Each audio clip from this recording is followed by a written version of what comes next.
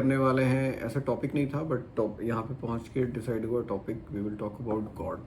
And क्योंकि this is the most burning question in my mind, has been in my mind for long long time. इसका कोई मतलब I don't have a solution yet, but let's see how far we can find it. So you decide whether you want to say there is God or not, and whatever you choose, I will talk in exact opposites. If you decide God exists, then I will try to prove there is no God. If you decide there is no God, I will try to prove there is God. ठीक है, I will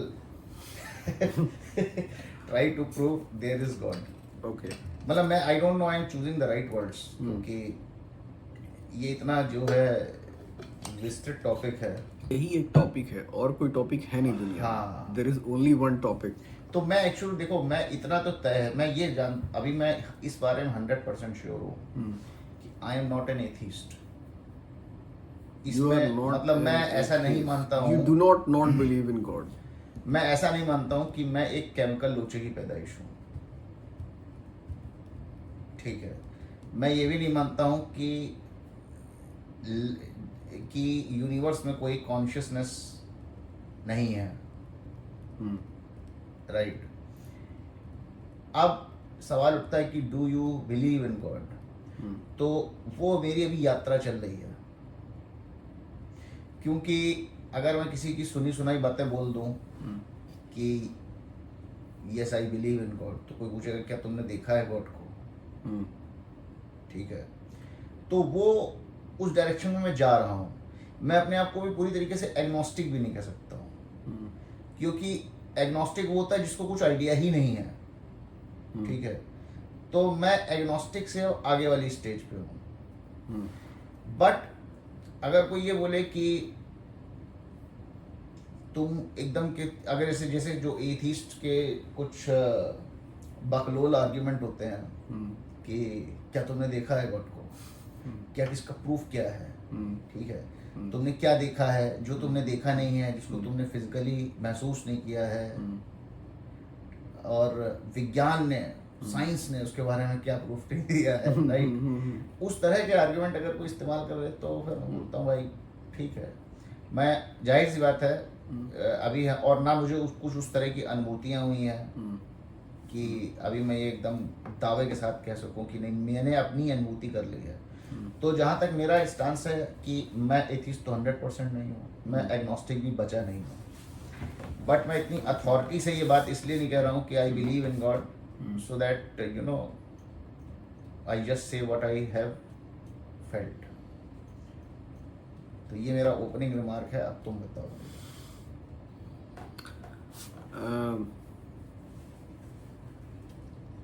तो अभी मैं against बोल रहा हूँ God के कि गॉड डज नॉट एग्जिस्ट.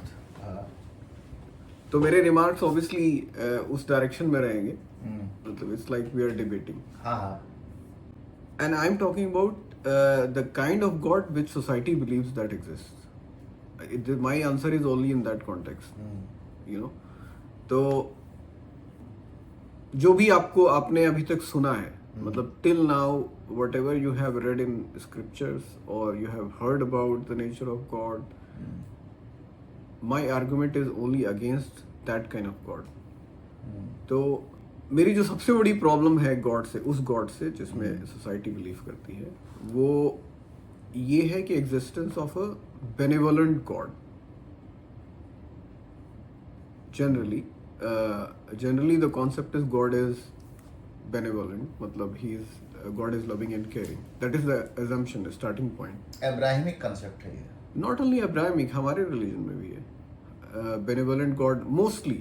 मतलब जितने भी हैं, एक्सेप्ट आप एक्सट्रीम एग्जाम्पल्स छोड़ दो, जैसे शंकर, काली, वो डायरेक्शन में छोड़ दो, तो mostly it is benevolent God. Otherwise आप क्यों प्रे करोगे? मतलब benevolent or kind or somebody who is like sustaining you should be the connotation is that good natured God. तो उससे मुझे थोड़ी नहीं बहुत प्रॉब्लम है. प्रॉब्लम होनी भी चाहिए। हाँ, तो ये जो बेनेवलेंट नेचर ऑफ गॉड है, ये I don't agree to it at all. अब then people may question me, you are not grateful for what you have. As an argument to my own statement, people can say that this means that you are not grateful to what you have is because of the benevolence of God. So when you say God is not benevolent, you are not grateful. That's what it means. लेकिन मेरा argument कुछ और है. मेरा argument है simple कि सबसे पहले तो you have been brought in this world. You know, you have no clue why you have been brought in the world. From the current 8 billion people and from the all of 100 billion people that ever existed, hardly maybe in decimal 0.00001% people would ever come to know why, if at all, will come to know why they existed at all. So it is like, and you understand how brutal this thing itself is, that you are left in a place, you have no clue why you are there. And you're born, you go through it, you have some sufferings, and then you die. And there is no way you can say why you existed. It's like I send you in a big white room like in Matrix. You are there, but nobody's telling you why you are there. You spend your time and then you die. Like there is no reconciliation of that. So the starting point of a human existence or any animal's existence is itself so brutal that I cannot accept the benevolence of God. And no matter what you do, like Albert Camus said, ki you can scream, shout at the universe for answers and you will never get any answer. So वो तो starting premise है. I don't know if I am able to explain the immense जिसको बोलते हैं insanity of this situation.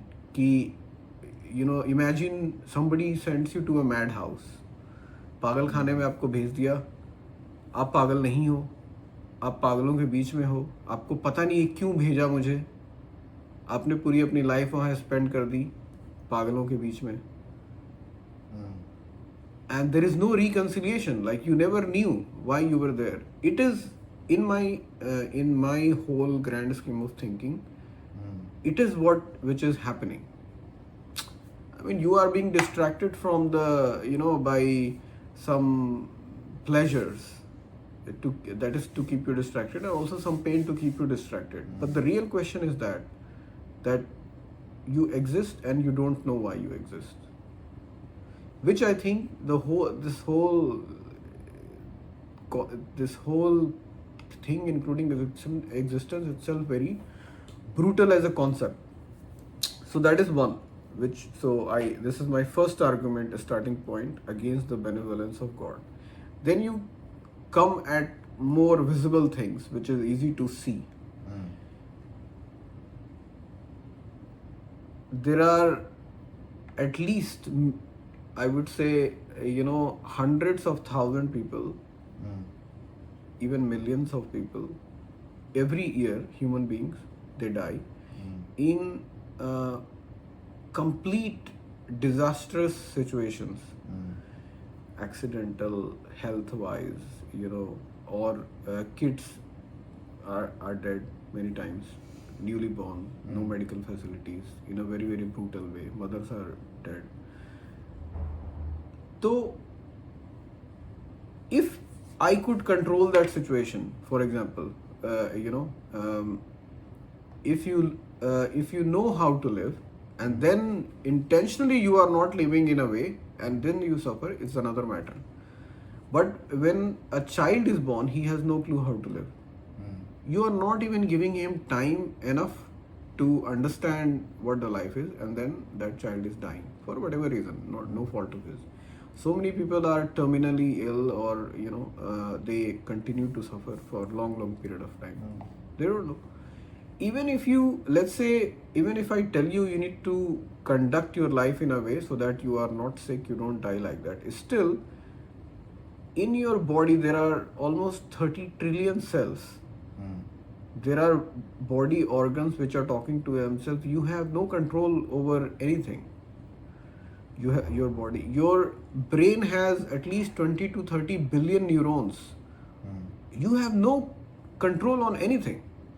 So if you cannot control your body, you cannot control your mind, you can't control anything, and then you are suffering because of something which is not in your control, how do you justify that kind of suffering? देखो इसमें ना कुछ जो हमारे western philosophers हैं और जो हमारी अब्राहमिक फिलोसफीज हैं, ठीक है, उन्होंने एक बड़ा ही इजी पाथ निकाला. उनकी जो अंडरस्टैंडिंग है गॉड की, वो एक कॉन्स्टिपेटेड अंडरस्टैंडिंग है. नहीं, वो I am not going into that. मैं एक जिसमें बात बताता हूँ, क्योंकि ये सारे सवाल ही उस कॉन्स्टिपेटेड अंडरस्टैंडिंग से खड़े हो रहे हैं. फॉर एग्जाम्पल, जैसे गॉड जो वर्ड है बेसिकली वो गुड शब्द से बना है, ठीक है. वही तो मेरा पहला सवाल है. हाँ, is he good at all? तो ये जो अंडरस्टैंडिंग है, ये अंडरस्टैंडिंग जो है वो ठीक नहीं है. हमारा जो सनातन रिलीजन है, ठीक है, हमने ये एक्चुअली देखो, जो अब्राहमिक फिलोसफीज हैं उन्होंने क्या करा कि गॉड को गुड बना दिया, और जितनी भी बुरी चीजें उनकी समझ में है उसके लिए एक शैतान खड़ा कर दिया, ठीक है, कि ये शैतान है, ये गॉड है. हमारा जो सनातन रिलीजन है उसमें गॉड की एक बहुत ही परिपूर्ण परिकल्पना है. मतलब एज अ होल हम कभी भी चीज़ों को बाइफर्केट करके नहीं देखते हैं, ठीक है. हम ये मानते हैं कि जहाँ पे जीवन है वहाँ संहार भी है, जहाँ पे जीवन मतलब हम पोलैरिटी में चीज़ों को देखते हैं, ठीक है. और हमने ये भी कहीं भी नहीं बोला कि हमारा गॉड जो है वो बेनेवोलेंट है. हाँ, ये जरूर है कि जिन लोगों की अंडरस्टैंडिंग मिक्सअप होकर लोगों ने बना ली कि हम भगवान के आगे हाथ जोड़ेंगे और वो हमें फलानी जगह पे पास करा दें, इस एग्ज़ाम में पास करा दें, वो हमारा केस सॉल्व हो जाए, ये हो जाए, वो उनकी एक लिमिटेड अंडरस्टैंडिंग है. और वो अंडरस्टैंडिंग ठीक भी नहीं है, उससे कुछ होता भी नहीं है. वो अपने ही साथ वो एक फिजूल का उपद्रव कर रहे हैं कि सुबह मैं जाता हूँ मंदिर और मैं जब के हाथ जोड़ लेता हूँ, उस वक्त बोलता हूँ भगवान आज इसमें पास करा देना, ऐसा कर देना. ऐसा नहीं होता. ये अगेन वही जो गुड वाली अंडरस्टैंडिंग है ना, वहीं से हो गया. बट ये तो हम भी करते हैं ना, इट्स नॉट ओनली अब्राहम, क्योंकि हम भी मूर्ख हैं और मल्टीपल लेवल्स पे करते हैं. हमारे यहाँ तो मतलब भीड़, हमारे यहाँ तो कम से कम हजारों लोग मर जाते ही केवल मंदिर जाने के चक्कर में. गलत करते हैं. हाँ, तो मतलब that is not the right understanding. और क्योंकि हमको कहीं भी ऐसा बोला नहीं गया है, ठीक है. मैं जैसे अगर मैं भगवत गीता को देखता हूँ, भगवत गीता में जब भगवान उसको विराट रूप दिखाते हैं अर्जुन को, तो उसमें वो क्लियर कर देते हैं कि यहाँ कोई शैतान नहीं है, यहाँ कोई संहारक नहीं है, जो हूँ मैं ही हूँ, संहार भी मैं ही कर रहा हूँ. He is unapologetic about it. संहार भी मैं ही कर रहा हूँ. इनफैक्ट वो कहते हैं कि तुम इनको नहीं मार रहे हो, इनको जो भी मारता हूँ मैं ही यहाँ काल के रूप में उपस्थित हुआ हूँ, ठीक है. अब आदमी और अपने आप को क्या कह देगा, वो अपने आप को साक्षात काल का भी स्वरूप बोल रहे हैं, ठीक है. तो जिस गॉड की मैं बात कर रहा हूँ, ही इज वेरी अनअपोलोजेटिक, ठीक है. Plus you accept he is not benevolent. ये जो बेनेवोलेंस शब्द भी है, मैं कहता हूँ कि ये गुड बैड तो हमारी देखने के जिसे कहते हैं. हाँ, but as a human being you can you need to define it. You can't say you know, you can't say कि अगर कोई बीमार है तो it is good, or somebody died it is good, or if a child died it is good. You can't say that. चलो अगर इसको शब्दों में डालना है तो मैं इसको ऐसे डाल सकता हूँ कि अगर गॉड डिस्ट्रॉयर भी है तो वो क्या डिस्ट्रॉय कर रहा है? What is he destroying? Body के डिस्ट्रक्शन को डिस्ट्रक्शन नहीं बोला जा सकता। बट जो बॉडी अभी तक इवॉल्व ही नहीं हुई है, मतलब जिसको पता भी नहीं है कॉन्सेप्ट आत्मा परमात्मा का, उसके लिए तो बॉडी ही है वो।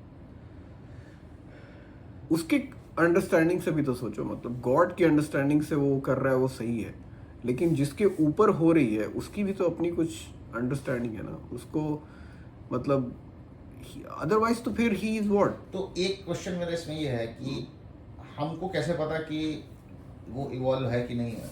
हो सकता है वो, हो सकता है ना हो, क्योंकि इवॉल्व होने का एज के साथ कोई रिलेशन नहीं है। नहीं बट यार जो न्यूली बॉर्न बच्चे हैं जो सफर कर रहे हैं या जो भी, या lot of people die in accidents, lot of people are killed in war, अब वो जो एक सेंटहुड में पहुंच चुका है, वैसे तो बहुत कम लोग होते हैं ना, जैसा बताया बहुत रेयर होते हैं, बाकी के लोग तो they think they are body mind, you know that they are there, so उनके लिए तो वही है। अब God can say that you know ये तो आत्मा अमर है, ये है, बट यार जो नॉर्मल इंसान है उसको क्या पता, मतलब उसके लिए तो what you are saying it doesn't mean anything. मुझे इस स्टेटमेंट से प्रॉब्लम है कि हम जब इंसान की बात करते हैं तो हम जनरली उसको इतना तुच्छ आदमी बना के बात करते हैं, एक उसको ना ट्रिविलाइज करते हैं कि ये नॉर्मल इंसान है या ऐसा है। क्यों नॉर्मल इंसान है भाई? तुम्हारी कॉन्शियसनेस क्यों नहीं आप अपने स्टैंडर्ड इतने लोग क्यों सेट कर रहे हैं? नहीं वो कर नहीं रहा, उसको पता ही नहीं है। स्टैंडर्ड सेट करना और नहीं करना बात तो तब आएगी ना जब उसको पता हो कि स्टैंडर्ड नाम की कोई चीज भी होती है। तो पता चलेगा वक्त के साथ। कब पता चलेगा? वो मर जाएगा तो पता चलेगा। तो फिर कितने लोग आए गए, किसी को पता नहीं चला, तो मतलब दोबारा जन्म लो, कुछ प्रॉब्लम नहीं है। हाँ वो ठीक है, वो समझ गया, लेकिन अब इस जन्म की बात करते हैं, पहले एक जन्म की बात करते हैं। तो एक जन्म में जो सफरिंग चल रही है जो भी, तो उसका क्या मतलब, how do you reconcile? Suffering आपके दिमाग में है। ऑस्कर वाइल्ड ने बोला I have suffered great many calamities, most of which never happened। तो सफरिंग आपके दिमाग में है। आप कैसे, मतलब देखो, इस बात का मैं आंसर इसलिए देने से बच रहा हूँ क्योंकि अगर हम इस बात का आंसर देंगे, कोई चलता हुआ आंसर, नहीं चलता हुआ आंसर नहीं तो चाहिए, होगा क्या कि वो एक पेंडोरा बॉक्स खोल देगा, उससे किसी कुछ भला नहीं होगा। मान लो मैं तुमसे बोलूं कि यार हमको ऐसा करना चाहिए, नहीं ये है दुनिया, ठीक है, सांत्वना का कुछ स्थान नहीं है, क्योंकि अगर तुमको मिलेगा तो कंप्लीट सोल्यूशन मिलेगा, वरना सोल्यूशन नहीं मिलेगा।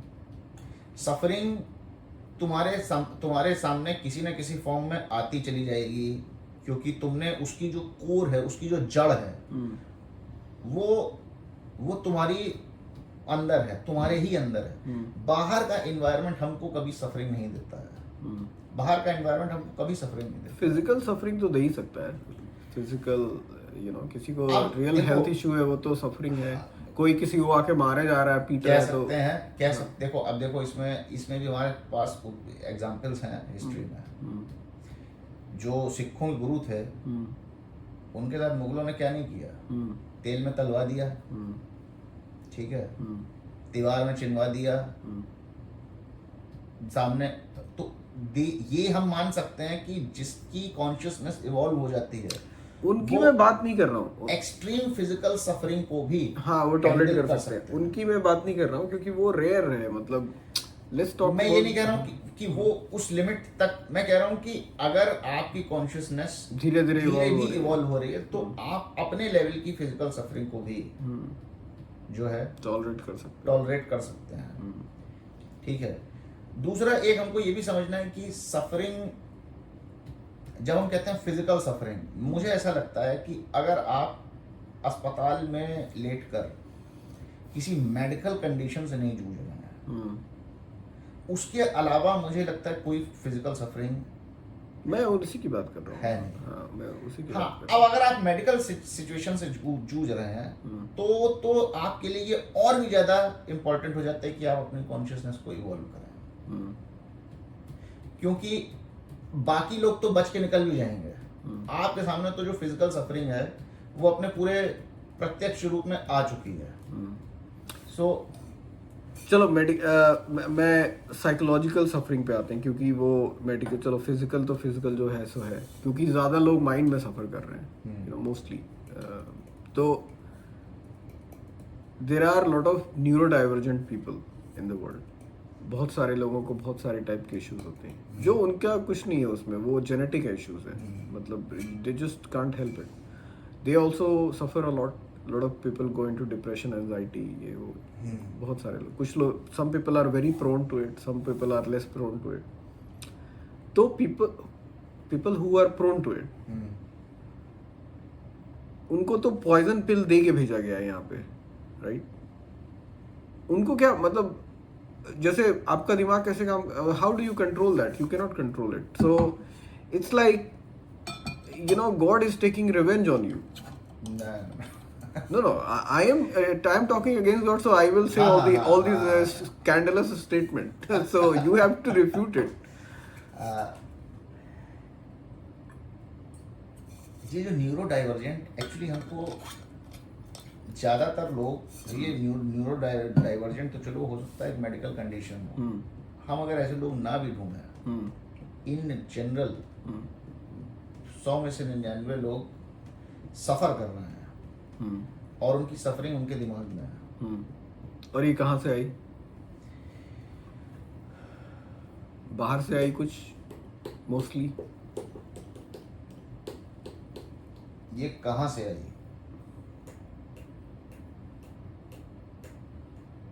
मुझे पता है कहाँ से, मुझे I know the answer, but I am just, कोई भी सफरिंग आपकी जो होती है, मैं इसमें बहुत डीप में जा सकता हूँ क्योंकि मेरा दिमाग उस टाइप से काम करता है। तो मान लो कि अभी ऐसा है कि मान लो तीन टाइप के इंसान को लेते हैं। एक आदमी जो एकदम नॉर्मल इंसान है, मतलब जिसको 100 आउट ऑफ 100 मार्क्स दिए जाएंगे नॉर्मेलिटी में, लेट्स से फॉर एग्जांपल, एक वैसा इंसान है। तीनों भाई है, सिबलिंग है मान लो। एक ऐसा इंसान है जो कि नॉर्मल से कहीं ज़्यादा इवॉल्व है from the very birth, mentally, psychologically. और एक है जो लेस इन्वॉल्व है। तो तीनों पक्ष हो गए, मतलब लेस इवॉल्व, मोर इवॉल्व, नॉर्मल। ये तीनों एक ही घर में है। अब उस घर में मान लो उनको पेरेंट्स ऐसे मिल गए जो हमेशा नेगेटिव बातें करते हैं, या उनके जो भी दूर दराज के रिलेटिव नेगेटिव बातें करते हैं। It's like simple see negative बात, जैसे कि यू नो इस टाइप के लोग खराब होते हैं, या लेट्स से हमारे बोलते हैं कि अरे वो जाति का है, साला वो जात है, खराब है, ऐसा बोल दिया मान लो, या उस रिलीजन का बोल दो खराब है, समथिंग लाइक दैट।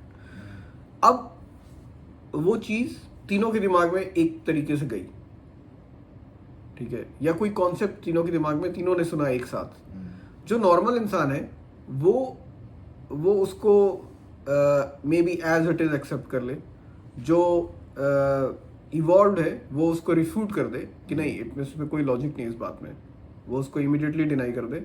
और जो थोड़ा सा लेस कैपेबल है या जो एक्सट्रीम डायरेक्शन में है, वो उसको एज इट इज एक्सेप्ट करके और उसमें तेल मसाला डाल के अपने दिमाग में उसको बिठा ले कि भाई इस टाइप के लोग तो ऐसे ही होते हैं। मतलब उसको मान लो कि वो बड़ा होके एक्सट्रीमिस्ट बन जाएगा वो बंदा। जो इवॉल्व है he will just say you know he will reject any kind of negativity. और जो नॉर्मल बंदा है वो भेड़िया इंसान जो भीड़ चाल में वो चलता रहेगा। तो अब आपके दिमाग में जो भी इंफॉर्मेशन आई, इंफॉर्मेशन तो सेम आई, लेकिन आपने प्रोसेस उसको अलग अलग तरीके से किया। लेकिन जो आपकी प्रोसेसिंग कैपेबिलिटी है वो बाहर से थोड़ी आई है, वो तो आपके अंदर है। मतलब that you will agree that your processing is inside you, you don't gain it, you just work on it internally. तो जब आपकी प्रोसेसिंग इंटरनल है, जो आपको गिवन है, मतलब you don't change it, you don't evolve, it is what it is. तो जब ये पहले से आ रही है कहीं से, तो इसका मतलब है कि again you don't have any control on it. नहीं, इसमें 2-3 हमने एजम्पशन जो लिए हैं ना, हाँ। एक तो हमारी जो अंडरस्टैंडिंग है, जो भी क्षमता है, वो स्टैटिक नहीं है। तो वो क्षमता भी इवॉल्व हो रही है। दूसरा, ये जो बट इवॉल्व कौन कर रहा है, तुम कर रहे हो या अपने आप इवॉल्व हो रही है? हाँ, इस पे मैं आता हूँ।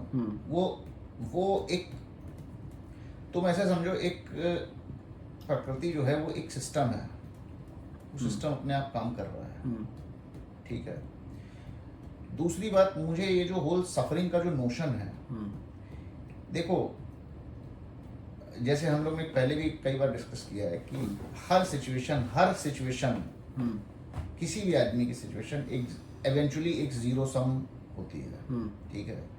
हम जब किसी को देखते हैं ना कि ये आदमी बहुत सफ़र कर रहा है, हम बहुत अच्छी उसमें हैं, या हम बहुत बुरी सिचुएशन में हैं और ये आदमी बहुत सफ़र कर रहा है, तो हमारे पास कभी कंप्लीट व्यू होता ही नहीं है। तो ये जो कंप्लीट सफरिंग का जो नोशन है कि ये सफ़र कर रहा है, बट हमारा, देखो आप समझो, एक आदमी बहुत गरीब है, मान लो गरीब है, तो दुनिया के हिसाब से वो गरीब है, उसके पास फाइनेंशियल इश्यूज हैं, मगर उसके पास उसकी हेल्थ जो है परफेक्ट कंडीशन में है, ठीक है। और आप बहुत अमीर हैं और आपकी जो हेल्थ वो एकदम मेस्ड अप है, तो आप किसको बोलेंगे कौन सफ़र कर रहा है? नहीं, बट मैं एक्सटर्नल जजमेंट की बात नहीं कर रहा हूँ। दूसरी एक बात मैं और से बोल रहा हूँ कि ऐसे कई, इसको आप ऐसे समझिए कि आपकी फाइन ट्यूनिंग का एक प्रोसेस है, आपके रिफाइनमेंट का एक प्रोसेस है। जैसे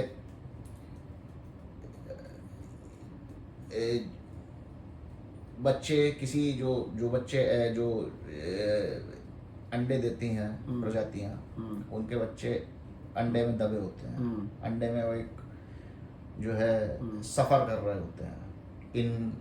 अगर हम उसको नॉर्मल उसमें देखें कि एक छोटा सा कन्फाइंड प्लेस होता है, उसमें अजीब सा फ्लूइड होता है, उसमें वो सफ़र कर रहे हैं, बट वो सफ़र कर रहे हैं कि ग्रो कर रहे हैं। तो जिसको हम कहते हैं सफरिंग, देखो ये सब कुछ मिला हुआ है। जिसको हम कह रहे हैं सफरिंग, वही ग्रोथ भी है, जिसको हम कह रहे हैं ग्रोथ, वही सफरिंग भी है, ठीक है। लेकिन इसका जज कौन है? ये यही तो मैं कहता हूँ, क्यों जज करना है?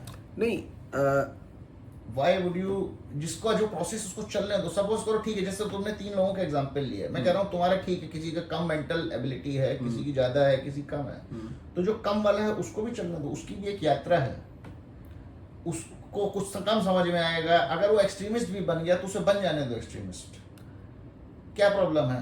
एक्सट्रीमिस्ट बनने के बाद हो सकता है उसको समझ में आ जाए कि इसका बनने कुछ फर्क वो नहीं है। वो बुद्ध के को एक उंगली माल मिला था, एक नंबर का एक्सट्रीमिस्ट, ठीक है, उसको क्लियर हो गया था कि उसको उसके बाद ऐसा निर्वाण प्राप्त हुआ कि बस वो एक्सट्रीमिज्म से उसकी जो यात्रा थी उंगली माल बनने की, उंगली माल से जो संत बनने की, वो विद इन सेकेंड्स पूरी हो गई, ठीक है। तो मैं कह रहा हूँ कि जिसको भी जो पाथ मिल रहा है, हम ये एक्सटर्नली जज कैसे कर सकते हैं कि इसका पाथ सही है, इसका पाथ गलत है, इसका पाथ बहुत आसान है, इसका पाथ बहुत डिफिकल्ट है, ये बहुत सफ़र कर रहा है, ये सफ़र नहीं कर रहा है, ठीक है। ये हमारी अंडरस्टैंडिंग जो हम अपनी बिल्ड करते हैं अंडरस्टैंडिंग।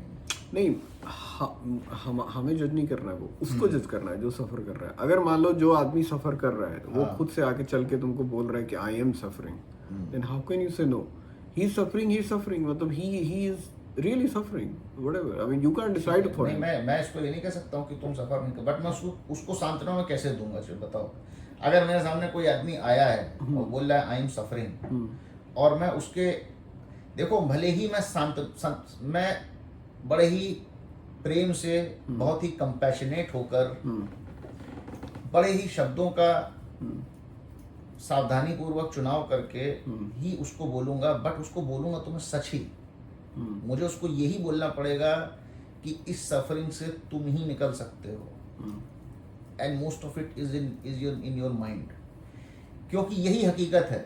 अगर मैं और मान लो तुम्हारे जैसा इंसान उसको नहीं मिला, तो नहीं ढूंढेगा तो मिलेगा, क्यों नहीं मिलेगा? कहाँ से ढूंढेगा, ऐसे थोड़ी होता है। मतलब कितने लोग हैं जो आपकी मेंटल सफरिंग को एलिवेट कर सकते हैं, और कितने लोगों के पास एक्सेस है, वो भी चीज़ है। जिनके पास एक्सेस नहीं है उनको क्या। अभी जैसे मान लो अफ्रीका में लोग मैं फिजिकल सफरिंग ले लो, मेडिसिन, अब बहुत सारी कंट्रीज में मेडिकल फैसिलिटीज अच्छी हैं, वहाँ पे डॉक्टर मिल जाते हैं, वो सफरिंग को मिनिमाइज कर देते हैं, रिड्यूस कर देते हैं जो भी। जहाँ पे फैसिलिटीज नहीं है वहाँ पे लोग सफ़र करते रहते हैं। उसी तरीके से मेंटल सफरिंग का भी वैसा ही है। अभी इंडिया में हमारे बहुत सारे सेंट्स हुए, बहुत सारे फिलोसफर हुए, बहुत सारे ज्ञानी हुए, तो वो जो ह्यूमन मेंटल सफरिंग है उसको वो एलिविएट कर सकते हैं। लोग उनके पास जाते हैं, उनको थोड़ा रिलीफ होता है। बट हर कंट्री में हर जगह ये पॉसिबल नहीं है वैसे लोग। इसीलिए मैंने ये सवाल पूछा था कि अगर तुम्हारे जैसा इंसान नहीं मिला तो क्या करेंगे वो। तो they don't, how will they control it? And even if they want to meet somebody who can help them, it's not always possible to reach those people. There are also problems of means. Everybody doesn't have the means, and then you will say, okay, they should strive for it. But the thing is, it is not always possible. And then you don't have, मतलब मैं क्या किस point पे पहुंचना चाह रहा हूँ कि you cannot control or minimize or reduce your sufferings fully. It is not in your control. It is coming from outside. मतलब most of it is given to you, both internally and externally. Situations are given to you. Your own mental makeup, physical makeup is given to you. And you have no control over it. You are simply like like a puppet in the existence. What is your role? You are nobody. So if you are nobody, in the existence, I mean, what is in for me to exist if I am a nobody? I have no control. Why should I exist? वही तो Shakespeare का जो main सवाल था वो वही था, to be और नॉट टू बी। और शेक्सपियर को मैं more than genius literary figure, मैं उसको एज अ फिलोसफर, उसकी सारी जो प्लेज है it is all about philosophy. Even this is the core question. और यही क्वेश्चन सब ने पूछा है, एरिस्टोटल, प्लेटो, इन अलग अलग फॉर्म, डायग्नीज, उसने बोला है I don't see a difference between